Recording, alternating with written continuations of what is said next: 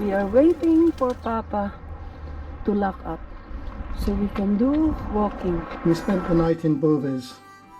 There's a beautiful church in the park up we stayed in with a fantastic backdrop to the Alps, snow-covered mountains. Okay, I'm coming. I'm coming.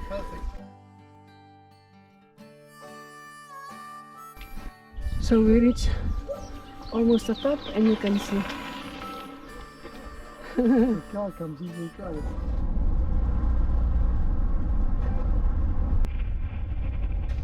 After our little walk around the town of Boves, we decided to go towards Limone. So eating lunch of gnocchi. We stopped and had some lunch. Limone is actually about 20 kilometers from the French border, quite famous for skiing. In fact, one of the oldest ski resorts in Italy. This is the expensive hotel in Limone.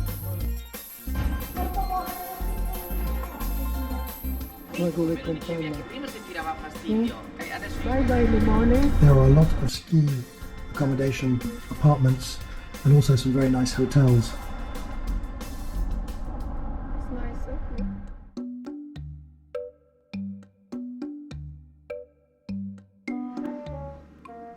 Vernante is a very interesting place. There is a free car park by the river overlooking Vernante. It's amazing because there is free water to fill your tank and grey water disposal.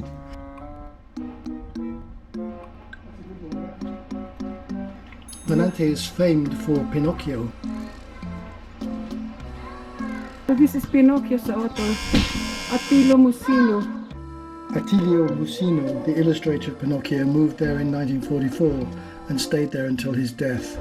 In homage to him, a resident and amateur painter would paint over 150 colourful murals. It really transformed Vernante into an open-air museum, and it's a very popular destination for tourists now. So we're going now, leaving this park up because it's too cold. We woke up in the cold. We left Vernante early in the morning because it was really getting quite cold and there was quite heavy rain. We would have liked to have stayed a day longer to observe their Easter Sunday celebrations, but really we just had to get away from the bad weather. So after Vernante we decided to move towards Cuneo. Cuneo is a small town with a typical 19th century setting and layout. It's got lovely architecture and has a grandiose alpine setting. It's got a beautiful piazza and with some lovely architecture all around it and cafes. It's lovely, it's what it's all about. Sitting in the piazza on a Sunday, waiting for a cafe. Buongiorno. So, It was really latte nice to macchiato. sit out in the sun and have a nice coffee.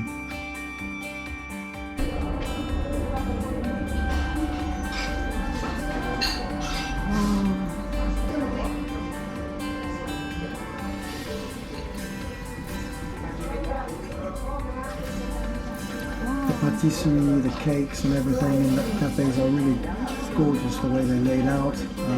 Beautiful torta, it's quite mouth-watering. Treat for the eyes.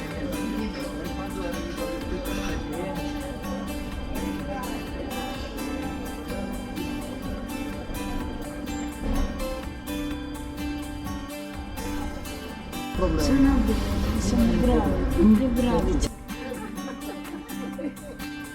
Finish the chocolates. Beautiful. Yes, you guys. Beautiful shop. Yeah. We had a really good look around Cuneo, although we'd been there many times before.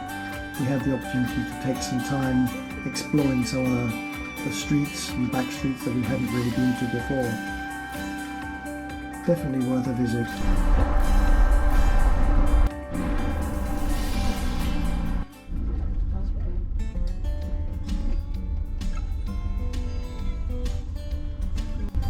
Wow, this is like a for water irrigation.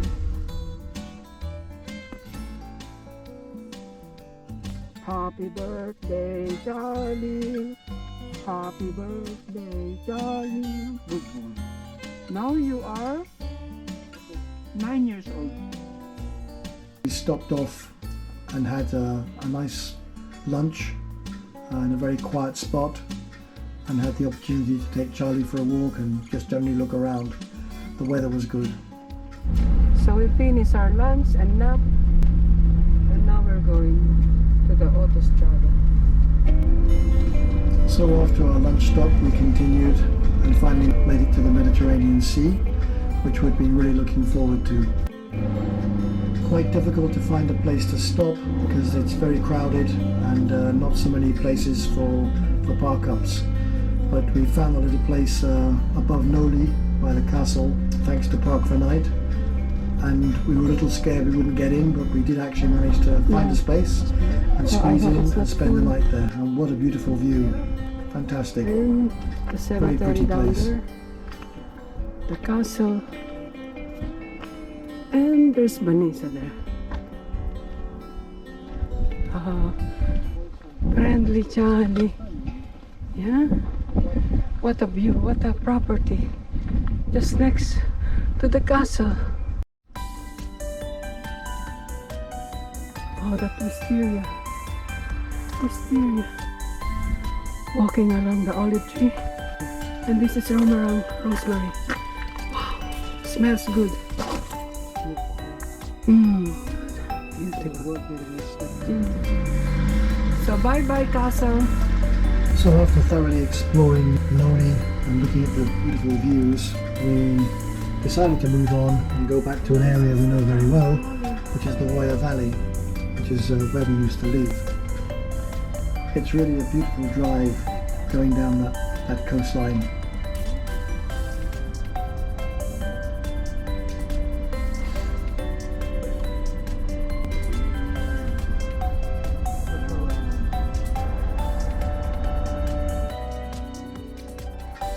Some magnificent scenery and rock formations on the way.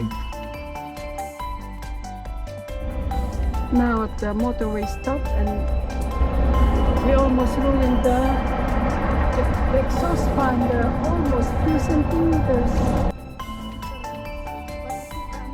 We stopped off in a service stop, and in Italy they have these covers which they sometimes put fabric over or something to keep the sun off, but this one didn't have it on and was very low, and I misjudged it with the van and very nearly scraped the ventilator off. Fortunately we saw the error and reversed back before any damage was done, just a slight bending of the antenna. We also took the opportunity to empty our grey water.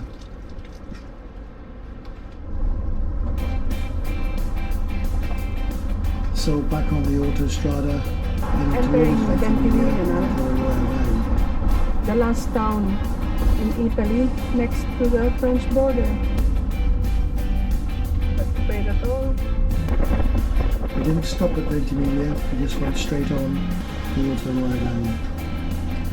This is a great journey, going through some really pretty scenery and through a little hilltop village called Fanghetto.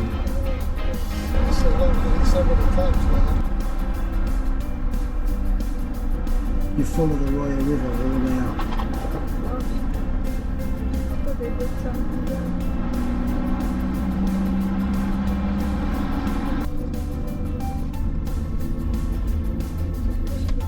Yeah. We then stopped at Breil for our park up for the night.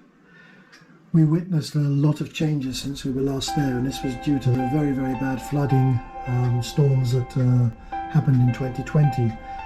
A lot of damage, a lot of bridges just disappeared. That part of the cemetery was washed away, causing coffins to float down the street. It was really an awful time for the residents. And the course of the Roya was changed, and they're still doing work to try and rectify it and build barriers. Really French baguette. Okay.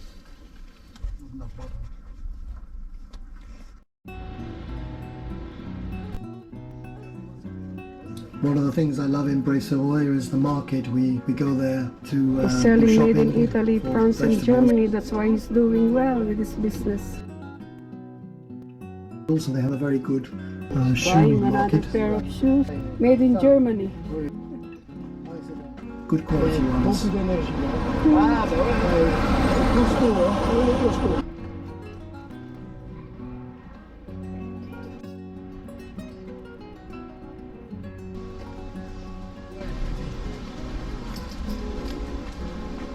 Italian as well. Yeah, they spoke Italian in the market. So we decided to go on one of our favourite walks from Breil, which follows a footpath down by the Roya, and you come through some really magnificent rock formations and old stone buildings. It's a really delight. Wow, wow, Charlie could swim here. Look at that rock formation. Wow. The rock formations really are fabulous in this part of the Alpes Maritimes. Footpath, wow, look at that. This is heavenly. This is the Fontan train station where we used to wait for the train. And that's a car park there. So we're having aperitivo here By the railway station? by the railway station of Fontan. And there's the boy. And we used to live here. There's Vanessa. Yeah, we used to live here. It's good to be back. It is. Those, You're allowed to stay in the railway station at Fontan, a very pretty little station surrounded by mountains, and it was really a lovely stop, a lovely park up for the night. and we're going to visit Fontan, the village where we used to live. So after a very nice lunch, we took a walk down into the village of Fontan to see our old house and just see who was about that we might recognise. Looks like Charlie is making friends there. Bonjour Monsieur Giovanni. Monsieur, C'est Louis et Maria qui habitaient. Now we had a good friend called Antoine who helped us buy the house in 2003. We hadn't been to Fontan for 10 years, and there he was, sat on one of the benches out in the sun with his sister, just enjoying being out. Well, in his 80s now, remarkable man and a lovely chap. So we sat for a long time chatting until the sun went down. It was really great to see them. So we had a little walk around the town and down memory lane, and we saw our old house, went round the back of Fontan and did quite a bit of walking around. I can remember. Not many changes to the exterior of the old house we lived in, but there are a lot of changes in the interior. Nothing has changed. Too much work.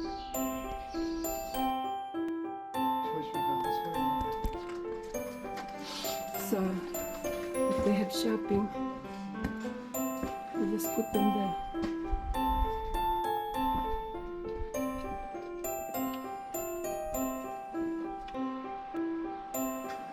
And then finally returned back to Vanessa for the night.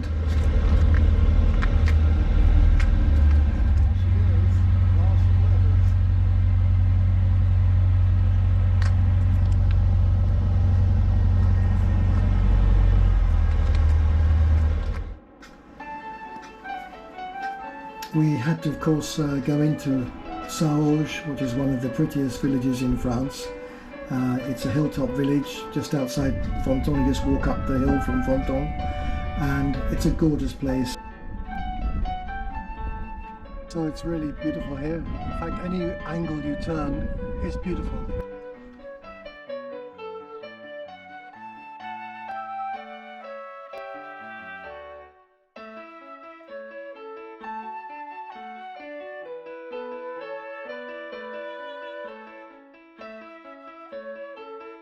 Really quite magical. Some all beautiful stone buildings and fabulous views. Lots of little ruelles, little back streets you can wander through. We know it pretty well because we used to go there a lot. And it was really great to see it again. The church, the Église Saint-Sauveur, was in a bad state when we lived there. But we discovered it had been renovated, and we found enough money to renovate the church, and I must say they've done a very good job. It looked very beautiful. So that was done during the 10 years of our absence. Charlie waiting outside the church. There's a kind of piazza outside the church which is rather nice. Even kids play football there. There's a couple of restaurants. It's very pleasant, laid back places you can eat and have an aperitivo.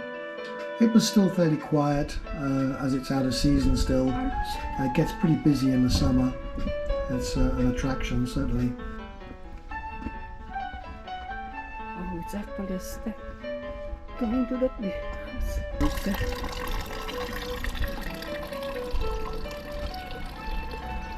And there's the monastery. One of the places that people love to go is the monastery. They have quite a few events on at the monastery. There are concerts and various events happening. It looks down on Saorge, so it's high up right at the top. Really worth a visit, a beautiful place, and you can go inside. It's open to the public.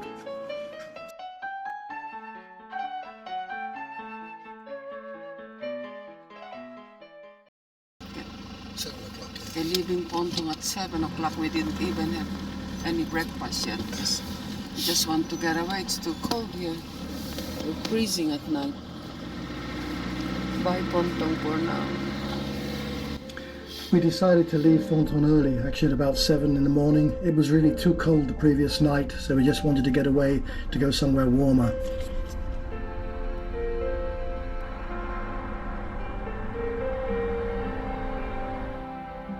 We then got on the motorway, stopped in the motorway air, and we're always amazed at how beautiful airs are in France. Always plenty of space. You can always find a car parking space and Picnic areas. space to walk dogs and look We're around. looking for a place to dump our rubbish though, our wastewater. So far we have not seen. Oh, I see another car. And there's the lorry space. Actually was stopped just after the border. There's a crossing on the motorway where you have to pay the toll, and often police are there. We've been stopped many times before, and with our Hungarian van we were stopped, but no problem. It's just a routine check. Now this is another cemetery car park.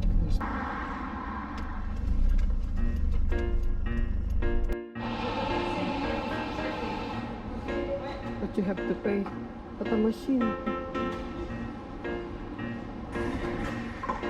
We're having breakfast now here inside Castorama.